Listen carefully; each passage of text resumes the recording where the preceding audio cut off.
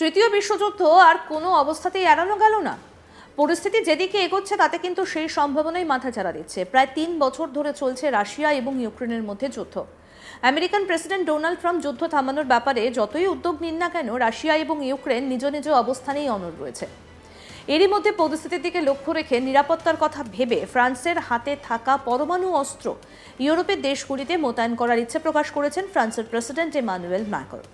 কারণ ফ্রান্স ভালোই বুঝতে পেরেছে যে ইউক্রেন যদি কোনো অবস্থাতে হেরে যায় রাশিয়ার কাছে বা রাশিয়ার কাছে আত্মসমর্পণ করে ইউক্রেন, তাহলে রাশিয়া সরাসরি পৌঁছে যাবে ইউরোপিয়ান বর্ডারে। এই মুহূর্তে ইউরোপিয়ান ইউনিয়নের মধ্যে থাকা ফ্রান্সই একমাত্র দেশ যাদের হাতে পরমাণু অস্ত্র রয়েছে। মোট 280টা পরমাণু বোমা রয়েছে ফ্রান্সের হাতে, যেগুলো জল, স্থল এবং আকাশ থেকে নিক্ষেপ করা যায় নির্দিষ্ট লক্ষ্যে।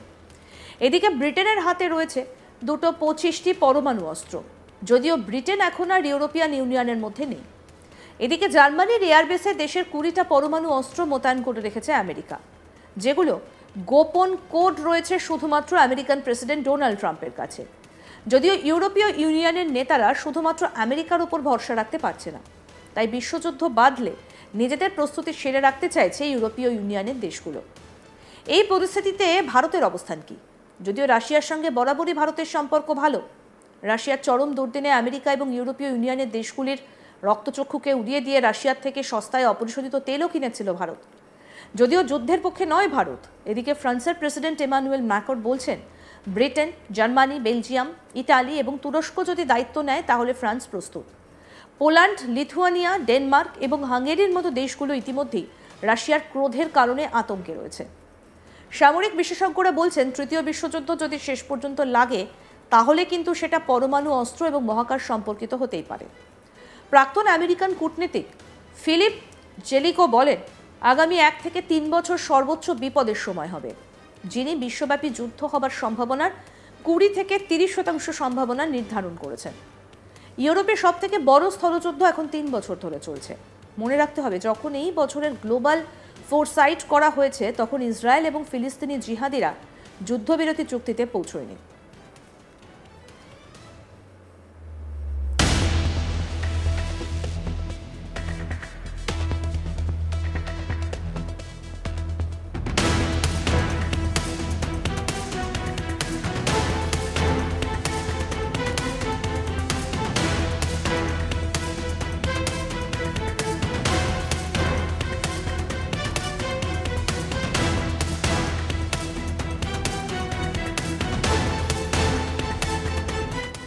এছাড়াও আমেরিকা এবং চীনের মধ্যে উত্তেজনা বৃদ্ধি পাচ্ছে। একই সময়ে চীন রাশিয়ার সঙ্গে সহযোগিতা বৃদ্ধি করছে এবং তারা উত্তর কোরিয়া এবং ইরানের সঙ্গে সখ্যতা বাড়াচ্ছে। মার্কিন যুক্তরাষ্ট্র এবং চীন বা রাশিয়ার মধ্যে উত্তেজনা বৃদ্ধি পেলে সামরিক সংঘাত দেখা দিতে পারে। হয় চীন জোর করে তাইওয়ান পুনরুদ্ধার করার চেষ্টা করছে, অথবা ন্যাটো এবং রাশিয়ার মধ্যে সরাসরি সংঘর্ষ হতে পারে। ইরান বাদে সকলেরই পারমাণবিক ক্ষমতা রয়েছে। ইসলামী প্রজাতন্ত্র তার পক্ষ থেকে সম্ভাব্যভাবে নিজস্ব বিকাশ করতে পারে, যদিও তারা বলেছে যে এটি 1 বছরের মধ্যে বা এমনকি কয়েক মাসের মধ্যে পরিকল্পনা করছে না। এটা অবাক হবার কিছু নেই যে গ্লোবাল ফুডসাইট 2025-এর মোট 48% উত্তরদাতা ভবিষ্যৎবাণী করেছেন যে এটা নতুন বিশ্বযুদ্ধে অন্তত একটা পারমাণবিক অস্ত্রের ব্যবহার দেখা দিতে পারে। যারা তৃতীয় বিশ্বযুদ্ধের ভবিষ্যৎবাণী করেছিলেন তাদের মধ্যে প্রায় 2/3 আশা করেছিলেন যে পারমাণবিক অস্ত্র ব্যবহার করা হবে। গ্লোবাল ফুডসাইট 2025 সার্ভেতে অংশগ্রহণকারীদের 45% অর্থাৎ 60% ভবিষ্যৎবাণী করেছিলেন যে 10 বছরের মধ্যে তৃতীয় বিশ্বযুদ্ধের সম্ভাবনা রয়েছে।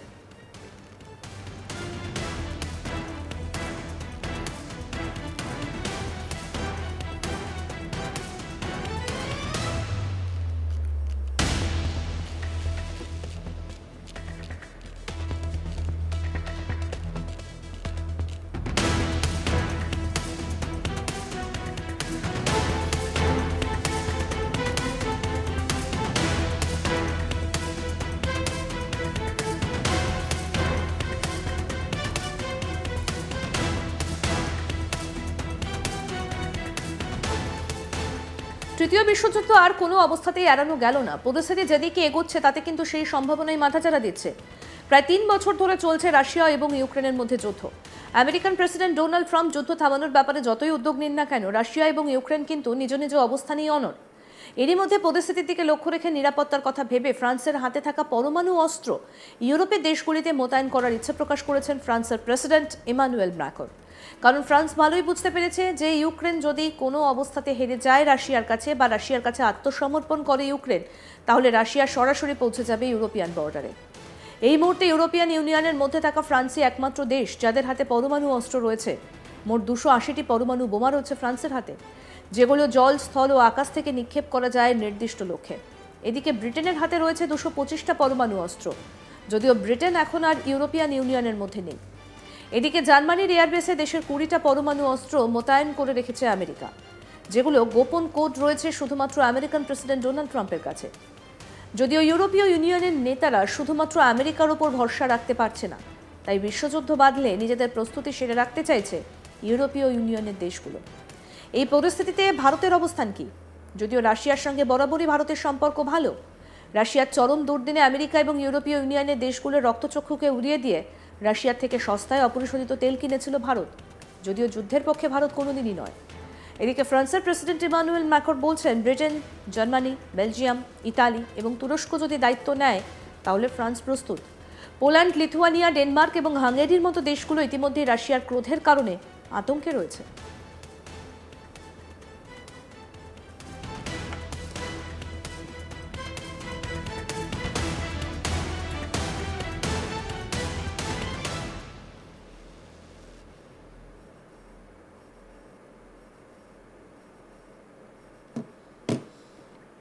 সামরিক বিশেষজ্ঞরা বলছেন, তৃতীয় বিশ্বযুদ্ধ যদি শেষ পর্যন্ত লাগে তাহলে কিন্তু সেটা পরমাণু অস্ত্র এবং মহাকাশ সম্পর্কিত হতেই পারে।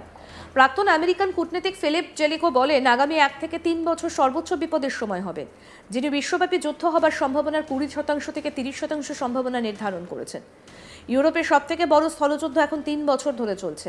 মনে রাখতে হবে, যখন এই বছরের গ্লোবাল ফোরসাইট করা হয়েছে তখন ইসরায়েল এবং ফিলিস্তিনি জিহাদিরা যুদ্ধবিরতি চুক্তিতে পৌঁছয়নি। এছাড়াও আমেরিকা এবং চীনের মধ্যে উত্তেজনা বৃদ্ধি পাচ্ছে। একই সময়ে চীন রাশিয়ার সঙ্গে সহযোগিতা বৃদ্ধি করছে এবং তারা উত্তর কোরিয়া এবং ইরানের সঙ্গেও সখ্যতা বাড়াচ্ছে। মার্কিন যুক্তরাষ্ট্র এবং চীন বা রাশিয়ার মধ্যে উত্তেজনা বৃদ্ধি পেলে সামরিক সংঘাত দেখা দিতে পারে। হয় চীন জোর করে তাইওয়ান পুনরুদ্ধার করার চেষ্টা করছে, অথবা নেটো এবং রাশিয়ার মধ্যে সরাসরি সংঘর্ষ হতে পারে। ইরান বাদে সকলেরই পারমাণবিক ক্ষমতা রয়েছে। ইসলামী প্রজাতন্ত্র তার পক্ষ থেকে সম্ভাব্যভাবে নিজস্ব বিকাশ করতে পারে, যদিও তারা বলছে যে এটি 1 বছরের মধ্যে বা এমনকি কয়েক মাসের মধ্যে পরিকল্পনা করছে না।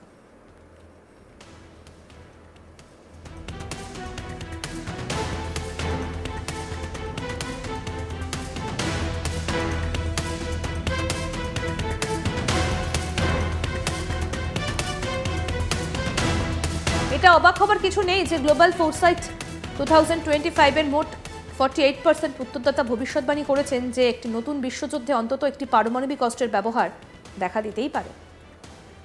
আরও আপডেট পেতে দেখতে থাকুন আজ তাক বাংলা। সাবস্ক্রাইব করুন, নোটিফিকেশন পেতে বেল বাটন অপশন প্রেস করুন, হোয়াটসঅ্যাপেও ফলো করুন আজ তাক বাংলা।